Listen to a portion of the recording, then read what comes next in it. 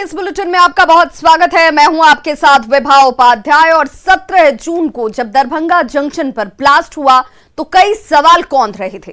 Clue के नाम पर बस पार्सल के पैकेट पर लिखा एक नाम सुफियान था, लेकिन जांच जैसे जैसे आगे बढ़ती गई, कड़ी दर कड़ी जुड़ती चली गई और बड़ी साजिश का खुलासा हुआ। पाकिस्तान से दरभंगा ब्लास्ट के तार जुड़े और हैदराबाद से लश्कर-ए-तैयबा से संपर्क रखने वाले दो भाइयों को गिरफ्तार किया गया। आज दोनों भाई नासिर और इमरान मलिक पटना लाए गए हैं और उम्मीद है कि जल्द ही तबाही के मंसूबे पालने वाले इस नेटवर्क का खुलासा होगा।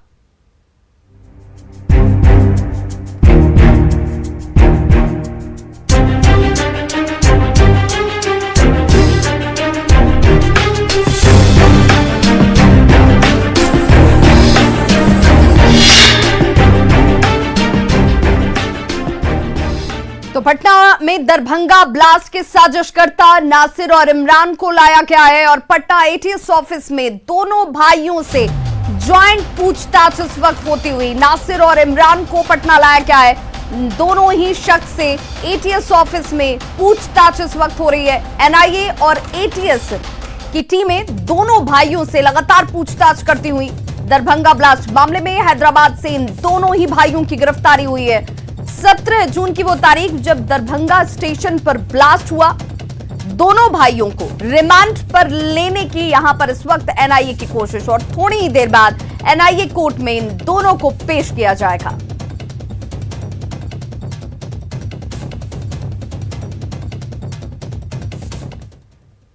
तो बस थोड़ी ही देर बाद इमरान मलिक और नासिर मलिक को एनआईए कोर्ट में पेश किया जाना है और इमरान और नासिर मलिक की कोर्ट में पेशी से पहले डॉग स्क्वाड की टीम सिविल कोर्ट परिसर में पहुंच चुकी है। तस्वीरें देखिए आपके सामने।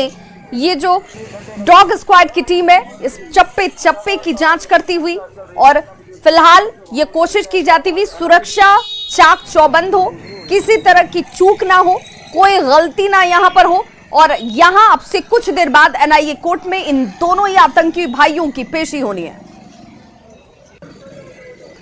तो सुरक्षा के मद्देनजर स्क्वाड की टीम को यहां पर डॉग स्क्वाड की टीम यहां पर चप्पे चप्पे पर निगरानी रखती हुई जांच करती हुई और कोशिश ये की जा रही है कि कहीं से कोई चूक न रह जाए। एनआईए कोर्ट में इन दोनों ही भाइयों की अब से कुछ ही वक्त बाद पेशी होनी है। और उससे पहले देखिए पटना पहुंचने के बाद से लेकर एटीएस ऑफिस में जब इस वक्त तक पूछताछ का क्रम चलता हुआ, उस दौरान पूरे रास्ते में सुरक्षा के कड़े इंतजाम नजर आए। एटीएस ऑफिस से लेकर के एनआईए कोर्ट के बाहर भी देखिए किस तरीके से चाक चौबंद सुरक्षा इंतजाम किए गए हैं। आवाजाही करने वाले तमाम लोगों की जांच की जाती हुई, गाड़ियों की जांच की जाती हुई और यहां इस परिसर में लगी हुई तमाम गाड़ियों की जांच भी की जा रही है। और इस जांच में डॉग स्क्वाड टीम की मदद ली जा रही है जो एक एक चीज की बारीकी से जांच और पड़ताल करती हुई।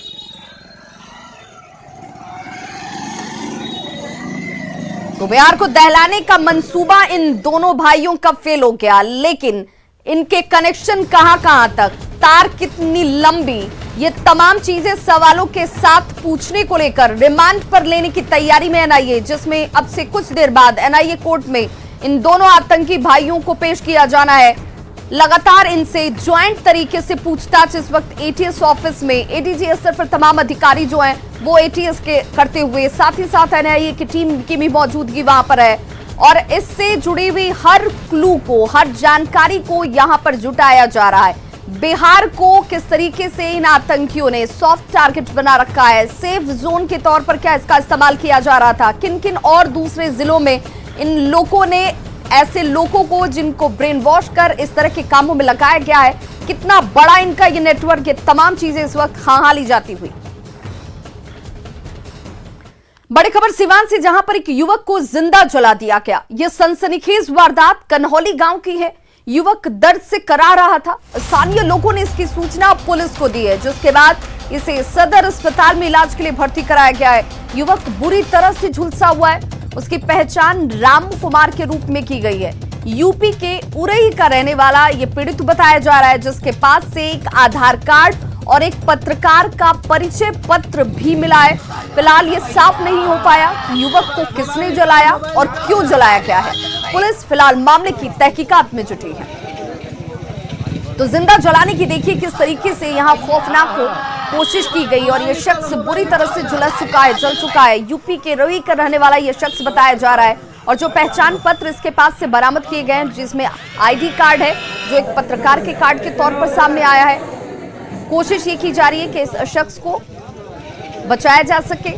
फिलहाल सदर अस्पताल में इसका इलाज चलता हुआ, लेकिन इसके पीछे कौन से लोग शामिल हैं, किस वजह से इस शख्स को जिंदा जलाकर मारने की कोशिश की गई, ये तमाम चीजें अभी तहकीकात के दायरे में हैं। तो देखिए ये तस्वीर उस शख्स की है। हालांकि नाम सामने आ चुका है, रामू कुमार के तौर पर यह शख्स की पहचान बताई जा रही है। यूपी के रोही का रहने वाला भी बताया जा रहा है, लेकिन इस कंडीशन में ये शख्स नहीं है कि कौन से लोग थे जिन्होंने इसे जलाने की कोशिश की, ये बता पाए। इसके पीछे कौन कौन लोग साजिश के तौर पर शामिल हैं, क्यों इसे मारने की कोशिश की गई, ये तमाम चीजें पुलिस फिलहाल अभी पूछताछ के क्रम में जानने की कोशिश में लगी हुई। लेकिन जो पहचान पत्र इस वक्त सामने आया है उससे इस शख्स के नाम पते को जरूर जानकारी के तौर पर सामने रखा गया है। सहयोगी मृत्युंजय हमारे साथ इस वक्त ज्यादा जानकारी के साथ वो लाइन पर सिवान से जुड़ गए। मृत्युंजय, इस शख्स को जलाकर मारने की कोशिश की गई है, ये शख्स क्या किसी से कोई रंजिश, इसके पीछे कौन से लोग, क्या ये तमाम चीजें सामने आ पाई हैं? जी, अभी जो मामले सामने आई है, हमारे पुलिस से बातचीत का कहना था कि प्रेम प्रसंग का मामला लग रहा है। ये प्रेमिका से मिलने आया था, काफी दिनों से प्रेम प्रसंग मामला चल रहा था, जिससे इसको जलाकर मारने की प्रयास की गई। वहीं जो सूत्र है वही बता रहे हैं कि गांव वाले या कुछ ऐसे लोग हो जो कि इनको जलाकर मारने का प्रयास किया गया, क्योंकि प्रथम दृष्टया मामला प्रेम प्रसंग का लग रहा है। प्रेमी से मिलने के लिए आया था और ये लोगों को नगवार लगा। लेकिन वही परिजनों की अगर बात माने तो लड़के पे हमारी माँ से बात उनका कहना था कि ये मिलने आया था और खुद अपने आप को जलाया और उसकी बेटी को जलाने का प्रयास किया। तो 2 बिंदुओं से सिवान पुलिस मामले की जांच कर रही है।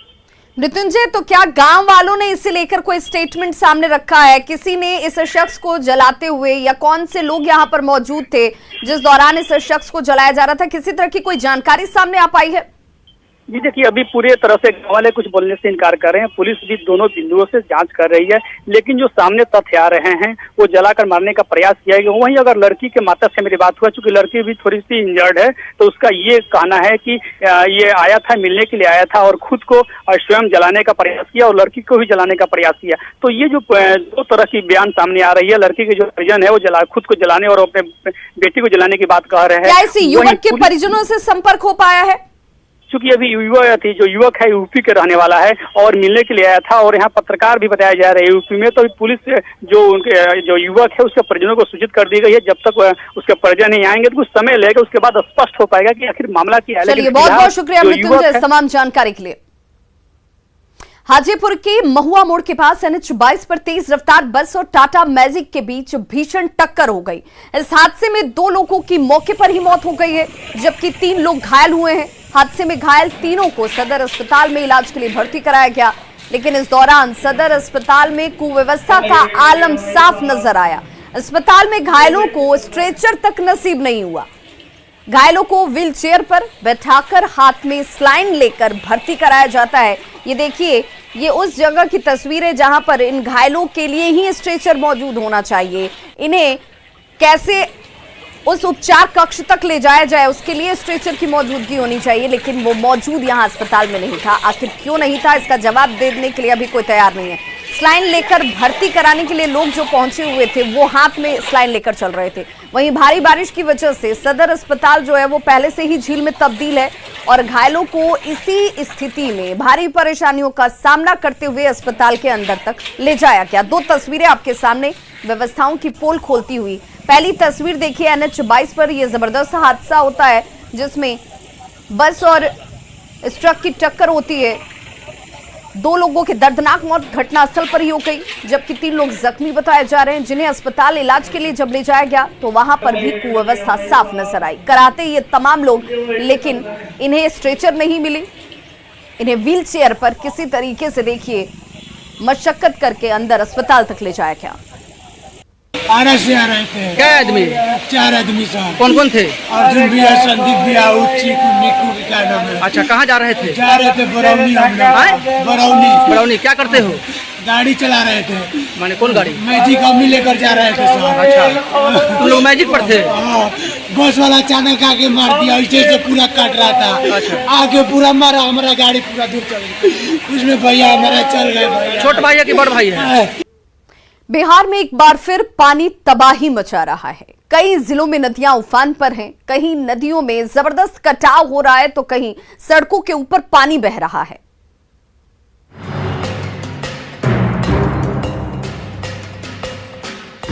फिर डरा रहा पानी, फिर कहर बरपाने लगी है नदियां। नदियों के कटाव से लोग परेशान।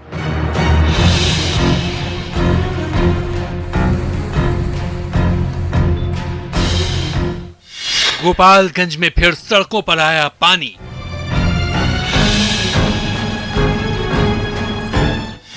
नरकटियागंज में कई गांवों का संपर्क टूटा।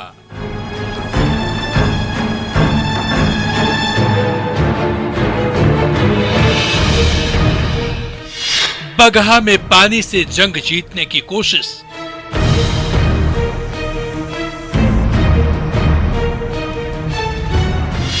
नदी की धारा मोड़ने में जुटे लोग।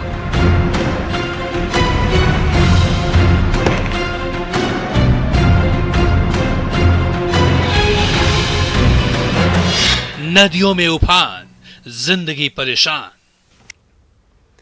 तो देखिए कैसे जिंदगी इस वक्त बेहाल नजर आती है। बगहा में पानी से लोग परेशान हैं। यहां आपको 4 तस्वीरें हम दिखाने जा रहे हैं। इन तस्वीरों को देखकर आपको यहां पर रह रहे लोगों की परेशानी का अंदाजा लग जाएगा। पहली तस्वीर में आप देखिए कि किस तरीके से पूरा इलाका जो है वो पानी में समाया हुआ है, डूबा हुआ है। दूसरी तस्वीर अस्पताल की है, जहां पानी ने अपना डेरा जमा रखा है। अगर आप इस अस्पताल परिसर तक पहुंचना चाहते हैं तो इन पानी से आपको गुजरना होगा, घुटने भर पानी में आपको डूबकर जाना होगा। तीसरी तस्वीर पानी की वजह से सड़क धंसने की है, जहां पर ये पूरी सड़क जो है वो धंस चुकी है। आवाजाही सीधी तौर पर प्रभावित, यूपी और बिहार का संपर्क कट चुका है। और चौथी तस्वीर पानी से जंग लड़ रहे लोगों की है, जो अपने गांव को पानी से बचाने के लिए, बाढ़ से बचाने के लिए खुद ही अपने सहयोग से बांध बनाने में लगे हुए हैं।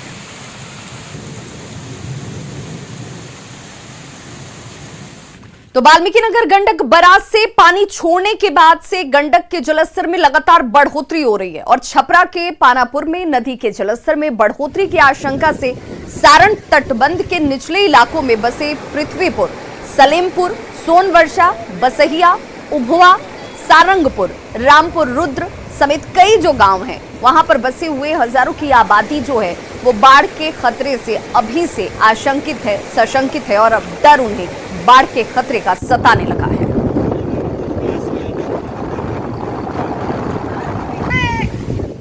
तो लगातार बारिश की वजह से बगहा में भारी जल जमाव हो गया है। बगहा अनुमंडलीय अस्पताल में बारिश का पानी घुस गया है। तस्वीरें जरा देखिए, ये वो अस्पताल परिसर की तस्वीर है जहां पर लोग स्वस्थ होने के लिए पहुंचते हैं, ठीक होने के लिए पहुंचते हैं। अस्पताल परिसर में पानी जमा होने से एक वार्ड से दूसरे वार्ड में अगर आपको जाना है तो आपको मुश्किल भरे हालात का सामना करना होगा। देखिए लोग इसी हालात से यहां से गुजरने को मजबूर हैं। अस्पताल से पानी निकालने के कोई इंतजाम नहीं है, लिहाजा पानी की वजह से लोगों को यहाँ पर परेशानी उठानी पड़ रही है। जो मरीज पहुंच रहे हैं और जो मरीज के परिजन पहुंच रहे हैं, इन हालातों का सामना करते हुए अस्पताल तक जा रहे हैं। रातों रात बारिश हुआ, अचानक से सुबह में हम लोग जगह तो देख रहे हैं पूरा पानी से लैस है एकदम पूरा अस्पताल कैंपस। क्या काम करने में तो यही रास्ता है, यही पानी है, सब कुछ है, इसी में काम करना है, क्या करेंगे, मजबूरी है। काम बाधित नहीं हो रहा है? काम तो बाधित होगा करेगा, पेशेंट नहीं आएगा, पेशेंट को दिक्कत हो तो काम बाधित नहीं होगा। तो बेतिया के डीएम दफ्तर परिसर में पानी तो है ही, दफ्तर के अंदर भी पानी ही पानी आपको नजर आएगा। देखिए जरा तस्वीरों के जरिए, जहां हमारे सहयोगी प्रफुल्ल कुमार पहुंचे और ये रिपोर्ट कवर की है उन्होंने।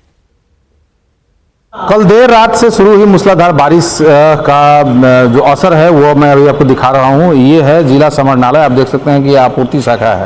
पूरा जिला समाहरणालय जो है वो लबालब पानी से भर चुका है और नगर निगम जो लगातार दावे कर रही है उस दावों की ये हकीकत है। उसे देखने के लिए आप इस तस्वीर को देखकर समझ सकते हैं कि नगर निगम के दावे में कितनी सच्चाई है। ये जिला आपूर्ति शाखा है, पूरी तरह से कार्यालय के अंदर तक पानी घुस गया है। कोई ना कर्मचारी है यहाँ पे, ना कोई पदाधिकारी है, क्योंकि यहाँ बैठना जो है वो किसी तरह से उचित नहीं है। ना पानी पूरा भर चुका है और कर्मचारी कैसे इस परिस्थिति में काम करे ये सहज ही समझा जा सकता है। 15 दिनों के अंदर दूसरी बार ऐसे हालात हुए हैं जब जिला समाहरणालय के अंदर पानी घुस गया है और शहर, सिर्फ समाहरणालय ही नहीं पूरे शहर का लगभग हालात ऐसे ही हैं। जितने भी समाहरणालय के अंदर जितने भी कार्यालय हैं उनकी कमोबश स्थिति जो है वो बिल्कुल ऐसी ही। आप देख सकते हैं ये समाहरणालय का बरामदा है, ये इसमें कई तरह के कार्यालय और ऑफिस हैं, सभी पूरी तरह से जलमग्न हो चुके हैं। सभागार है बगल में, वहाँ भी पानी जो है वो पूरी तरह से लबालब भर चुका है। इधर मैं आपको दिखाना चाहूँगा कि ये रास्ता जो है वो पीछे की तरफ जाता है जहाँ DTO विभाग का कार्यालय है, सांख्यिकी विभाग है उधर, लेकिन उधर जाना जो है वो बहुत ही खतरनाक है क्योंकि पानी जो है पीछे जो है वो काफ़ी अधिक है और कमर से ऊपर तक पानी यहाँ पे जल जमाव है, जिसके कारण कभी भी ये स्थिति है। ये देखिए आप, जिला कोषागार कार्यालय है और उसके बगल में DTO कार्यालय है, उधर DPRO कार्यालय है, जिसकी स्थिति जो है वो बिल्कुल भयावह स्थिति है। जल जमाव के कारण ऐसी परिस्थिति है जिसके लोग जो हैं वो यहाँ के कर्मचारी से लेकर पदाधिकारी तक जो हैं वो परेशान हैं। और ये हालात जो है ये दूसरी बार ऐसे हालात देखने को मिले हैं 15 दिन के अंदर। ये दूसरी बार ऐसा हुआ है, ऐसा हाल हुआ है कि जिला समाहरणालय जो है वो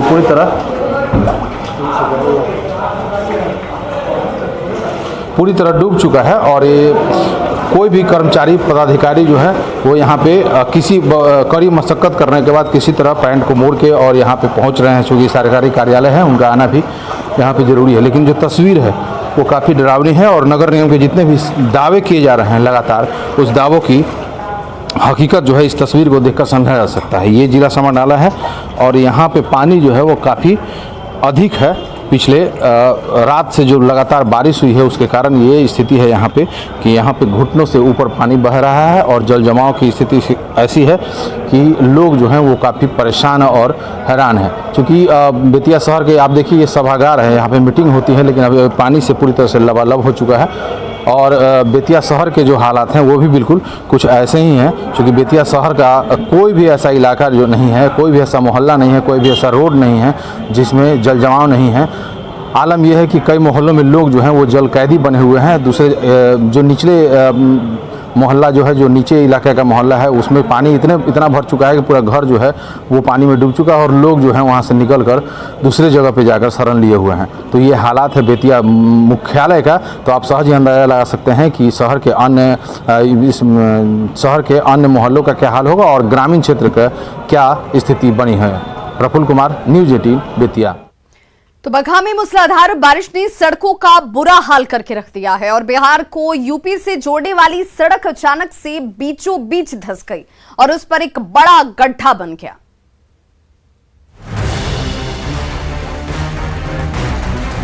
मूसलाधार बारिश ने रतवल से धनहा को जोड़ने वाली पक्की सड़क को तहस नहस करके रख दिया है।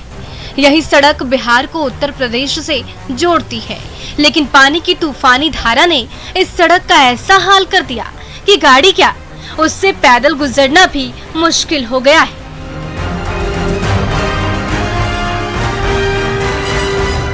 अब रतवल से आने वाली गाड़ियां इस गहरी खाई के एक ओर रह गई, तो धनहा की तरफ से आने वाली तमाम गाड़ियां दूसरी ओर। अब दोनों ओर फंसे मुसाफिर गड्ढे के किनारे बचे संकरे हिस्से से एक तरफ से दूसरी तरफ आ जा रहे हैं। पोस्ट से आए तो पता लगा कि धनहा पुल के बीच में रोड पूरा डैमेज हो गया है। आकर के पत्थर उत्तर से जाम करके गाड़ी को रोका गया है। देर रात जब मूसलाधार बारिश हुई तो पत्थर के टुकड़ों और अलकतरे की मजबूत जोड़ से बनी 90 फीट चौड़ी इस सड़क के नीचे की मिट्टी पानी की उसी धारा के साथ बह गई और बीचों बीच 70 फीट से भी चौड़ा गड्ढा हो गया। ऊपरी परत के टुकड़े ताश के पत्तों की तरह टूट टूट कर नीचे गहरे गड्ढे में गिर गए। अब सड़क के नाम पर यही विशालकाय खाई बची रह गई, जिससे पार पाना असंभव। रोड अभी बाधित है। कितने बजे की बात है? ये करीब करीब 1 बजे 1:30 बजे के करीब के बाद रात मानसून ने पश्चिम चंपारण के गांव-गांव में ऐसी तबाही मचाई कि बड़े-बड़े पेड़ धराशायी हो गए, तो कच्ची से लेकर पक्की सड़क तक पानी की धारा के साथ बह गई और आने जाने का कोई रास्ता नहीं बचा है। मुन्ना राज, न्यूज़ 18 बगहा।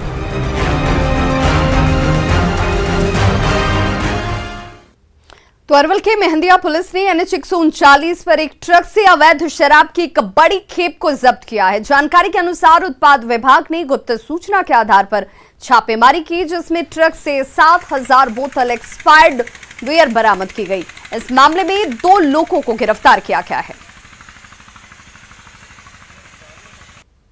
बिहार में पूर्ण शराबबंदी के बाद हर जिले से शराब पकड़े जाने की सूचना मिलती है, लेकिन ये अरवल जिले का मेहंदिया थाना है जहां शराब तो पकड़ी गई है, लेकिन दिलचस्प बात तो यह है कि जितनी भी शराब पकड़ी गई है वो सारे शराब जो है एक्सपायरी है।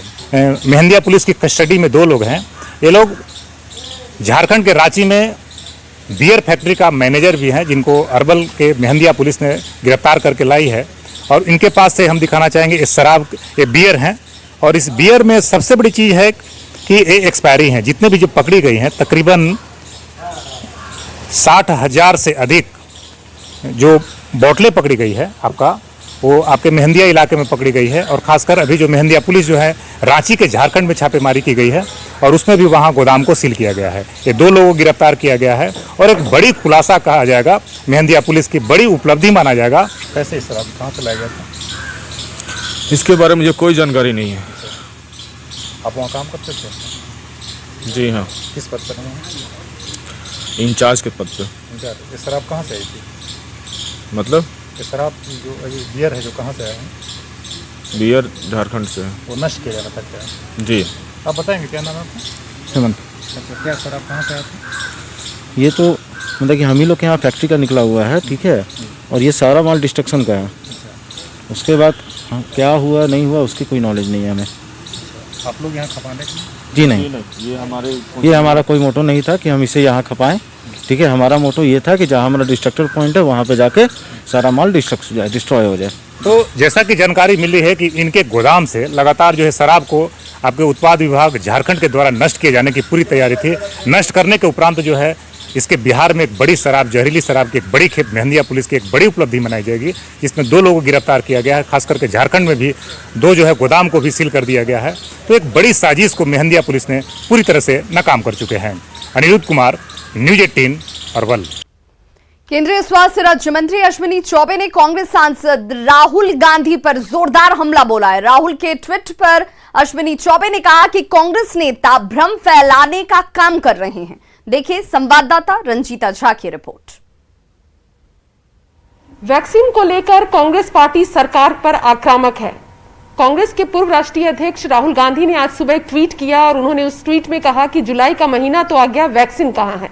इसको लेकर केंद्रीय मंत्री राहुल गांधी पर आरोप लगा रहे हैं, ट्वीट कर रहे हैं। और इसी कड़ी में हमारे साथ बात करने के लिए केंद्रीय स्वास्थ्य राज्य मंत्री डॉक्टर अश्विनी चौबे हैं। सर, ये बताएं कि आपने भी ट्वीट किया है, राहुल गांधी ने जो ट्वीट किया है उसका जवाब आपने भी दिया है। उन्होंने कहा है कि सारी जानकारी तो मुहैया कराई जा रही है, वैक्सीन भी दी जा रही है, राहुल गांधी को समझ क्यों नहीं आता है सब कुछ? देखिए, पूरी दुनिया कोविड की महामारी से पीड़ित है और राहुल गांधी को एक अलग बीमारी हो गया है, उनकी जांच होनी चाहिए। वो भ्रम की बीमारी से पूरी तरह से ग्रसित हो गए। तो ऐसे बीमारियों का इलाज तो जो भ्रम फैलाने वाले मास्टर हैं, हाँ, ये कन्फ्यूजन मास्टर है और देश में भ्रम फैलाना, दुनिया भर में भ्रम फैलाने की इनकी आदत बन गई है। इनको पता नहीं है, ये मुझे लग रहा है कि रात में सोते हैं और सुबह उठते हैं कैसे भ्रम फैलाया जाए, इस प्रकार के दुष्प्रचार करते रहते हैं। मुझे लगता है राहुल जी, आप जरा होश हवास में रहिए, कुछ अध्ययन करिए, कुछ चीज़ों को देखिए। आपको ऐसे ही कोई बात उठपटांग बोल देते हैं। अब देखिए, दिल्ली की सरकार ने अभी कहा है कि 4 लाख मुझे वैक्सीन मिला है, आपने देखा है ना, 4 लाख वैक्सीन मिला है। पूरे देश में 33.63 करोड़ हमने वैक्सीन का डोज दिया है और वो लोगों को पूरी तरह से मुफ्त वैक्सीन मिल रहा है। कैमरा पर्सन सोनू के साथ Ranjita Jha, News 18 Network. Network 18 Federal bank